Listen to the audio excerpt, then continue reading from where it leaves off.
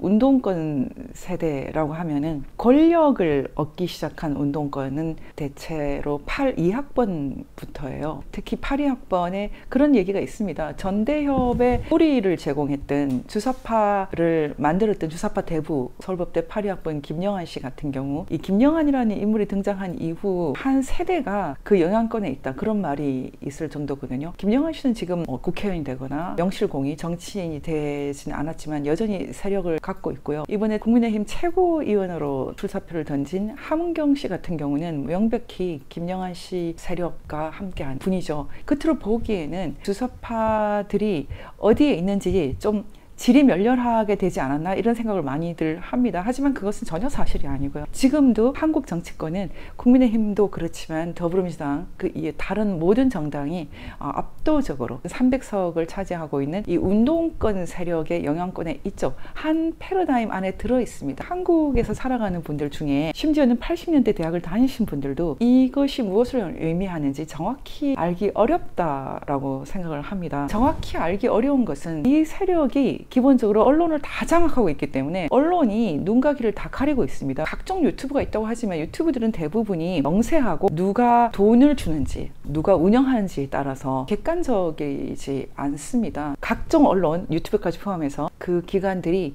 국민들에게 아주 건강하고 건전한 시각 자체를 제공하고 있지 않기 때문에 한국 정치가 어디에 있는지 정확하게 가늠할 사람이 거의 없다고 생각합니다. 저희는 한국 사회의 거대한 현존 패러다임을 이루고 있는 운동권 권력, 운동권 정치 바깥에서 그들을 조망하고 싸우고 그들의 실체를 공개하고 곤란에 빠뜨리게 하는 그런 역할을 하고 있다, 이렇게 생각을 합니다. 지금 검사 탄핵에까지 이르렀다는 것은 한국 운동권 권력이 그 막다른 골목에 와 있다, 이런 것을 의미합니다. 검사 탄핵을 한다는 것은 하나의 야만입니다. 우리나라 헌정사상도 처음이지만 전 세계에서도 이런 일은 아마 없을 것입니다. 왜냐하면 국가 형벌권이라는 것은 그 나라에서 죄를 짓는 사람들을 수사하고 감옥에 넣는 그런 제도고, 그런 것이 없는 것은 유사일에 없습니다. 어떤 형태의 국가가 있다고 할 때 이런 누군가가 권력을 갖고 수사를 하고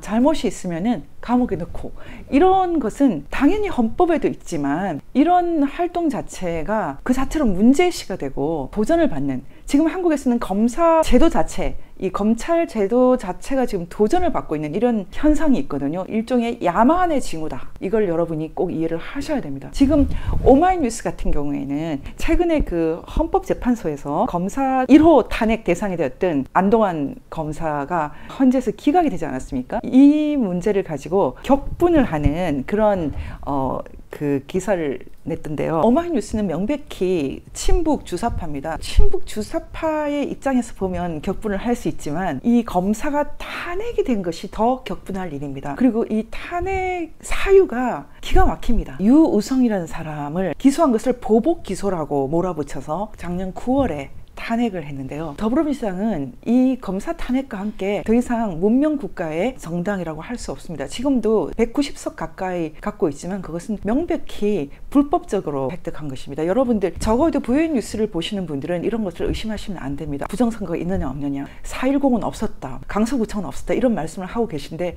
그렇지 않습니다. 180석보다 더 많이 190석이 되지 않았습니까? 제가 점쟁이가 아닌데 이걸 어떻게 알겠습니까? 이미 이 부정선거 메커니즘을 보고 있기 때문이죠. 부정선거가 아니면 190석을 가질 수 없는 기대하고 이상한 권력이 할 수 있는 일 중에 하나가 검사 탄핵입니다. 만약 부정선거로 획득한 권력이 아니면 절대로 검사 탄핵은 할 수가 없게 되어 있습니다. 검사 탄핵이라는 것이 전 세계에서 유일한 대한민국에서만 왜 가능한지 그 비밀을 저희가 먼저 설명을 듣고 보시겠습니다. 검사 탄핵이 가능한 것은 헌법 65조 때문입니다. 국회가 갖고 있는 권한, 권능을 규정하고 있는 규정인데요. 대통령, 국무총리, 국무위원, 행정각부의장, 헌법재판소 재판관, 법관, 중앙선거관리위원회 위원, 감사원장, 감사위원, 기타 법률이 정한 공무원이 그 직무 집행에 있어서 헌법이나 법률을 위배한 때에는 국회는 탄핵의 소추를 의결할 수 있다. 여러분, 기본적으로 이 탄핵 소추권이라는 것은 전형적으로 대통령제 국가가 갖고 있는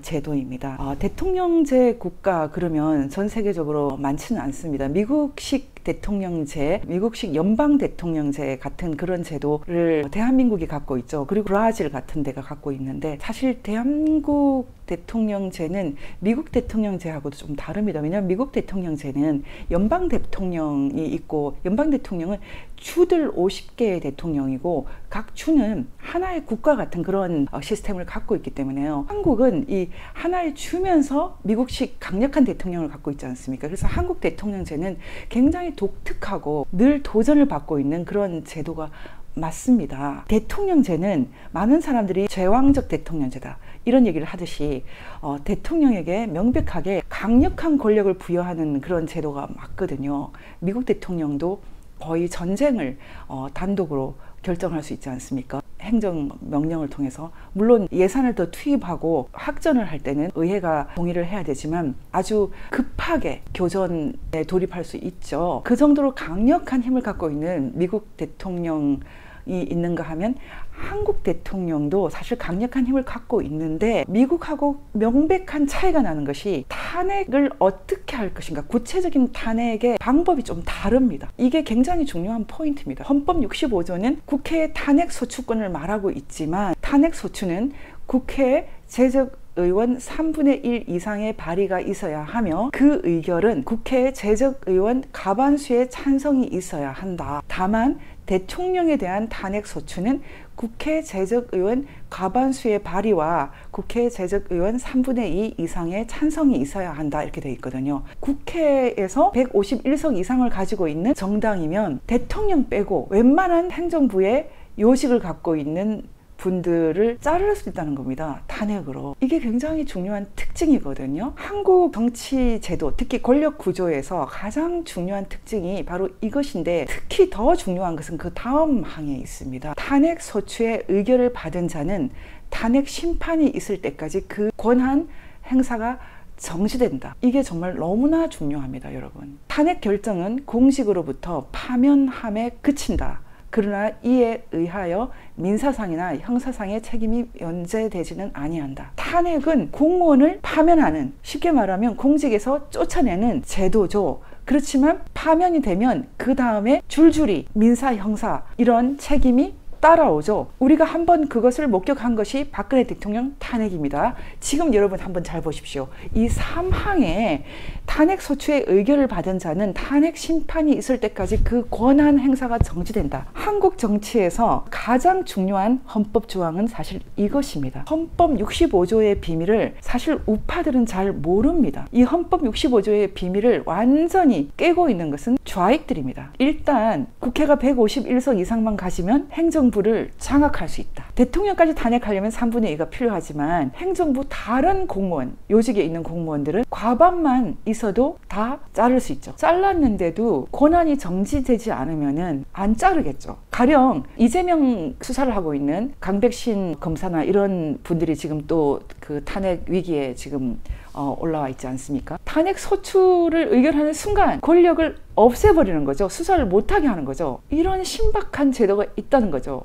미국 탄핵 제도에는 이게 없습니다. 심지어는 미국에서는 탄핵 제도가 사실은 대통령제를 지키기 위한 제도라고 보고 있거든요. 탄핵을 계속 쓰지만 탄핵을 실제로 상원에서 의결을 안 하는 것이 미국이 탄생하고 지금까지 미국 정치인들의 불문율입니다. 지금 바이든 대통령이 지금 탄핵 소추 얘기가 나오고, 지난번에 트럼프 대통령은 심지어는 상원까지 올라갔죠. 상원까지 올라갔던 대통령이 닉슨도 있었고요. 클린턴도 있었죠. 앤드류 존슨 대통령, 17대 대통령도 있었습니다. 그런데 앤드류 대통령 때 이미 이 탄핵 제도가 얼마나 무시무시하고 잘못하면 미국 연방을 무너뜨릴 수 있는지 그 당시에 상원의원 한 분이 알았던 거죠. 캐스팅 보트를 던져서 북부 출신이지만 이 남부 출신의 대통령을 지킨 거죠. 앤드류 존슨 대통령을 지키면서 탄핵 제도를 지켰고, 다시 말하면 대통령제를 지켰어요. 그게 미국 정치 전통으로 이어져 와서 지난번에 트럼프는 거의 탄핵이 될 거라는 그 정도까지 민주당 쪽에서 기대를 가졌지만 결국은 안 됐거든요. 대통령제를 감시하고 견제하는 것처럼 보이는 제도지만 사실은 대통령제를 지키는, 임기를 보장해주는 제도가 탄핵제도이기 때문에 사실 한국 탄핵제도도 그런 것입니다. 그래서 박근혜 대통령이 탄핵되기 전에는 단 한 번도 탄핵이 되는 일이 없었죠. 심지어 노무현 대통령도 탄핵 소추는 됐지만 안 됐거든요. 그래서 결국은 탄핵제도를 쓰면 안 된다. 탄핵제도를 쓰면은 일단 대통령제가 무너진다라는 것은 우리가 다 알고 있어야 됩니다. 거기에다가 우리나라 대통령 탄핵 소추권은 겁을 주는 제도가 아니에요. 탄핵 될 수 있어. 국회가 이렇게 세. 이렇게 대통령 권력과 의회 권력이 한번 팔씨름을 하는 그런 제도가 아니고요. 3분의 2가 소추를 의결해버리면 대통령이 그날부터 힘이 없어져요. 굉장히 강력한 제도지 않습니까? 그런데 문제는 뭐냐면 오히려 대통령은 괜찮아요. 오히려. 그런데 현직에서 실무를 하고 있는 검사나 판사 같은 직종을 갖고 있는 공무원들을 탄핵을 소추해서 의결해버리면 수사를 못하게 되는 겁니다. 다시 말하면 검찰 제도가 무너지는 거예요. 작년에 탄핵을 의결했던 안동환 검사에 대해서 탄핵을 소추했던 주제가 기가 막힌 주제입니다. 유성 사건은 정말 한국 국민들이 북한을 잘 모른다라는 것을 전제로 해서 주사파들이 장난을 친 대표적인 사건이에요. 우리가 북한에 직접 들어가서 증거를 갖고 올 수 없기 때문에 증거를 만드는 과정에서 실수가 있었죠. 탈북자가 거짓말을 한 것을 믿었던 그런 것이 있어요. 실제로 증거를 조작한 게 아닙니다. 블랙 요원들의 억울한 사건이 있는데 유우성 사건의 핵심은 유우성이라는 사람이 탈북자가 아닌데 탈북자라고 속여서 서울시 공무원이 된 것이 핵심이거든요. 그리고 이 사람은 탈북자가 아니기 때문에 탈북을 한 것이 아닙니다. 심지어 오마이뉴스나 이런 모든 매체가 탈북자라고 말하거나 탈북했다 이렇게 표현을 하는데 이 사람은 중국 국적이에요. 중국인이기 때문에 탈북이 안 맞습니다. 그냥 자기 나라로 간 겁니다. 상당히 자유가 있습니다. 그리고 다시 북한에 들어가는 것도 자유가 있어요. 외국인이거든요. 그리고 실제로 중국인이기 때문에 북한에 여전히 하교로 살고 있는 어머니를 만나러 가도 막을 길이 없죠. 그런데 문제는 이 사람이 탈북자로 속여서 서울시 공무원이 됐기 때문에 이 사람은 명백히 처벌을 받아야 되는 사람입니다. 그런데 한국 민주당과 한국의 좌파들이 모두 이 사람이 아무 죄도 없는데 억울하게 당하고 있는 사람처럼 보호를 해서 국가정보원이나 검찰을 모독하는데 단골 주자가 되거든요. 대한민국 검사 1호 탄핵도 이 유우성 사건을 가지고 했습니다. 이게 말이 되질 않습니다. 그리고 유가려도 탈북한 것이 아닌데 하교고 중국인인데도 불구하고 탈북자들이 누리는 그 특권을 생각을 해서 탈북자로 위장을 해서 들어오다가 국정원에 잡힌 사건입니다.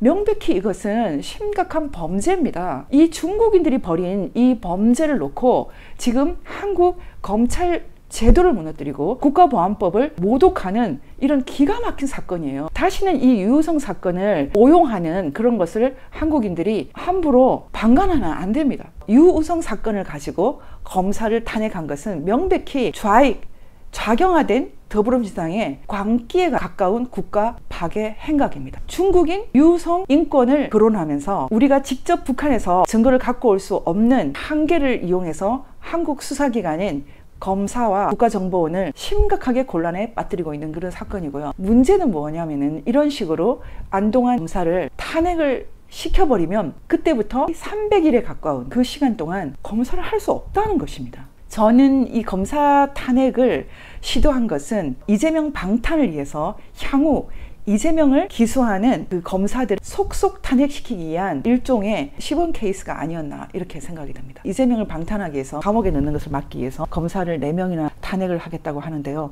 국가 형벌권에 대한 도전뿐만 아니라 국가를 운영할 수 없게 만드는 거죠. 지금 그렇게 해서 이재명 검사를 탄핵을 하면 탄핵을 의결하는 순간 몇 달 동안 일을 못하게 되죠. 한번 탄핵을 했는데 헌재에서 기각을 시키지 않았습니까? 당연히 기각이죠. 지금 현재 탄핵이 된다 하더라도 헌재에 가면 다 기각이 되게 돼 있거든요. 근데 문제는 그 몇 달 동안 일을 못하지 않습니까? 더불어민주당에서 헌재까지 가는 시간을 기다리지도 않겠다. 기각이 되는 것을 대비해서 무슨 짓까지 하냐면 공수처에 고발을 하고 국회 법사위원회에 넘기기까지 하겠다고 합니다. 지금 이런 것이 타당한 일입니까?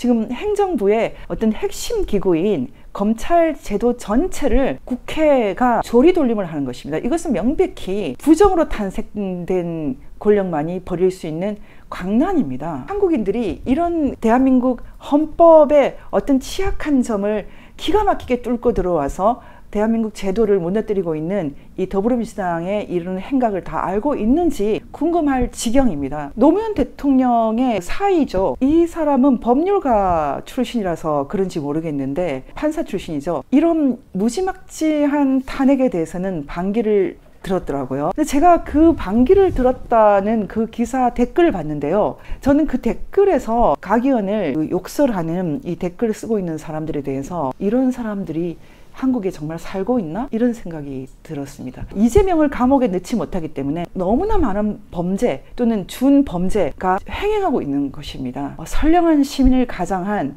그 댓글을 쓰고 있는 사람들 중에 국가를 파괴하는 범죄인들이 너무나 많은 거죠.